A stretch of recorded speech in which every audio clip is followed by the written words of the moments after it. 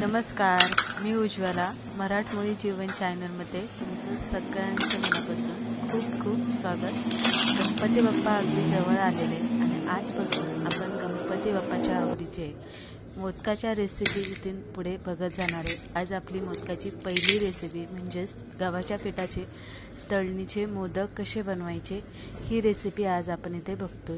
अगदी खुसखुशीत आणि 10 दिवस टिकतील अशी आपण ही मोदकाची रेसिपी बघतोय. त्यामुळे रेसिपी शेवटपर्यंत बघा आणि तुम्हाला आवडली लाईक शेअर नक्की करा. तर चला पटकन कोणताही वेळ न घेता रेसिपीला सुरुवात करू.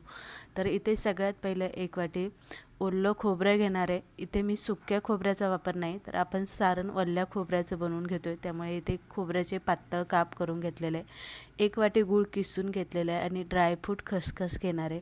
आता खसखस यामध्ये तुम्ही आवर्जून घाला, पण ड्रायफ्रूट जर तुम्हाला नसेल घालायचे तर तुम्ही नाही घातले तरी चालेल.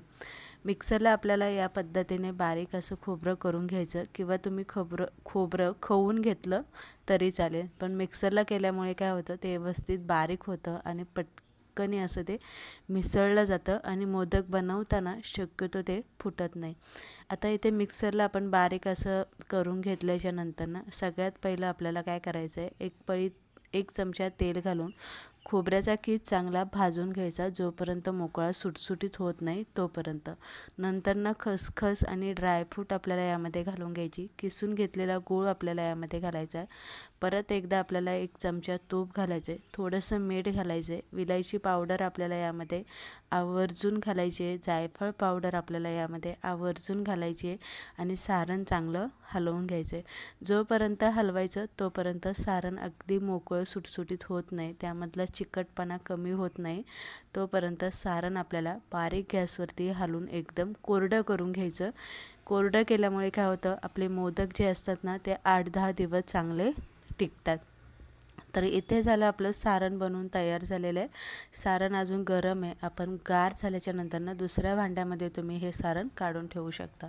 आता त्यानंतर ना आपल्याला पीठ मळून घ्यायचं आहे मोदकासाठी. तर 1 वाटी गव्हाचं पीठ घेतलेलं आहे.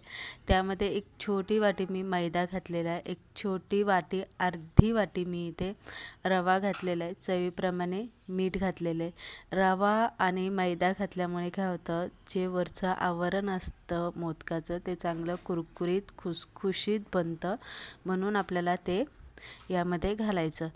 पळीभर गरम कडकडीत तेल आपल्याला किंवा तूप तुम्ही यामध्ये घालू शकता आणि पूर्ण पिठाला आपल्याला हे तूप किंवा तेल तुम्ही जे घालत असणार ते पूर्ण पिठाला असं चोळून घ्यायचं. जोपर्यंत पिठा असं आपल्याला ओलसर लागत नाही, पिठाचं मुटकं होत नाही तोपर्यंत आपल्याला ते चोळून घ्यायचं.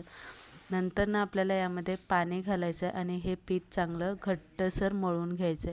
इतकंही घट्ट मळू नका की आपल्याला याच्या मोदकाच्या पाकळ्या पाडता येणार नाही. असं घट्ट अजिबात मळू नका. थोडंसं ते आपल्याला सैलसर ठेवायचं आहे आणि यामध्ये आपण रवा घातल्यामुळे साधारणतः 10 ते 15 मिनटं तरी आपल्याला हे पीठ भिजायला ठेवायचं. तर इथे तुम्ही बघू शकता थोडं थोडं पाणी घालून आपल्याला हे पीठ मळून घ्यायचं आहे. एकदम पिठामध्ये पाणी घालू नका, नाहीतर पीठ पातळ होण्याची शक्यता असते. पिठाचा चांगला गोळा मळून घेतलेला आहे. झाकण घालून 15 मिनटं इथे पीठ मी भिजायला ठेवणार आहे. 15 मिनटानंतर ना सारण तुम्ही बघू शकता मोकळं सुटसुटीत झालेलं आहे आणि पीठसुद्धा तुम्ही इथे बघू शकताय अगदी मऊसूत सॉफ्ट झालेलं आहे. जसं आपला खवा असतो अगदी त्या पद्धतीने तुम्ही इथे बघू शकता. आपलं पीठ जे आहे ना ते चांगलं भिजलं गेलेलं आहे. परत एकदा तेलाचा हात लावून घ्यायचा, पीठ थोडंसं मळून घ्यायचं आणि इथे मी छोट्या छोट्या पाऱ्या नाही बनवणार, तर 1 मोठी चपाती लाटून घेणार आहे आणि मग त्याच्या आपण पाऱ्या कट करून मोदक बनवणार आहे. काय होतं, छोट्या छोट्या पाऱ्या बनवण्यापेक्षा अशी 1 चपाती लाटून छोट्या छोट्या त्याचे पाऱ्या आपण एखाद्या वाटीच्या साहाय्याने कट केल्या तर आपला वेळ वाचतो आणि पटकन होतात. एकसारखे मोदक तयार होतात. तर इथे चपाती आपल्याला नेहमीची चपाती लाटतो त्यापेक्षा थोडीशी पातळ लाटून घ्यायची आहे आणि त्यानंतर 1 वाटी घेतलेली आहे. वाटीने अशा आपण पाऱ्या कट करून घेतलेल्या आहेत. तुम्ही इथे बघू शकताय.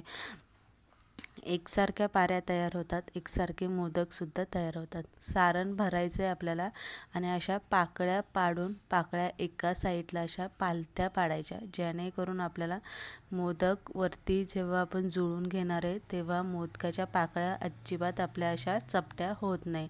नंतर जेव्हा आपण मोदक तयार करतो, वरचं जे टोक असतं ते थोडंसं असं पिळून घ्यायचं, म्हणजे तेलामध्ये ते सुटणार नाही.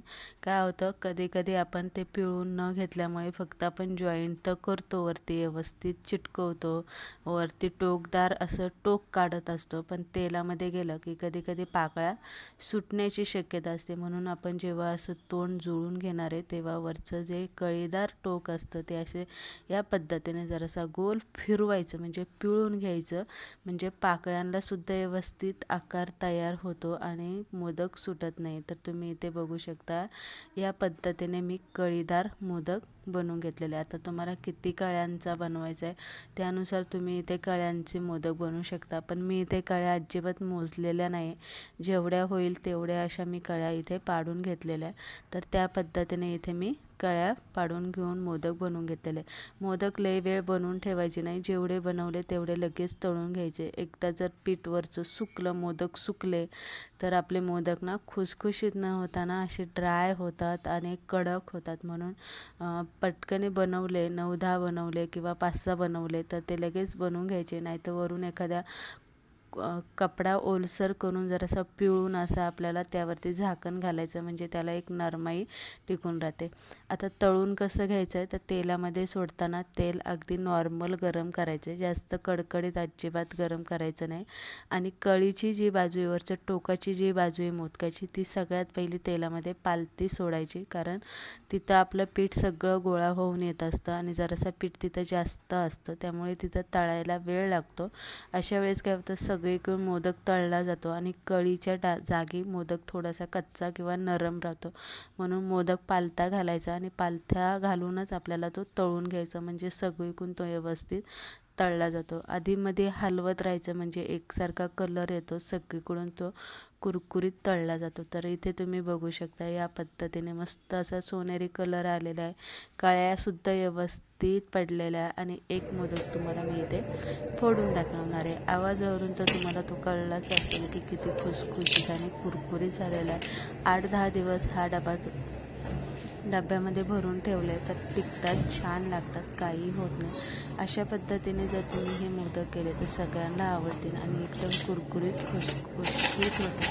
साधी सोपी आपली ही मोदकाची पहिली रेसिपी आहे आजपासून. आता इथून पुढे आपण अनेक मोदकाच्या रेसिपी बनवत जाणार आहे, त्यामुळे रेसिपी बघत जा. अजून चॅनलला सबस्क्राईब केलं नसेल तर सबस्क्राईब करा. परत एकदा अशाच मोदकाच्या रेसिपी बरोबर भेटूया, तोपर्यंत बाय बाय.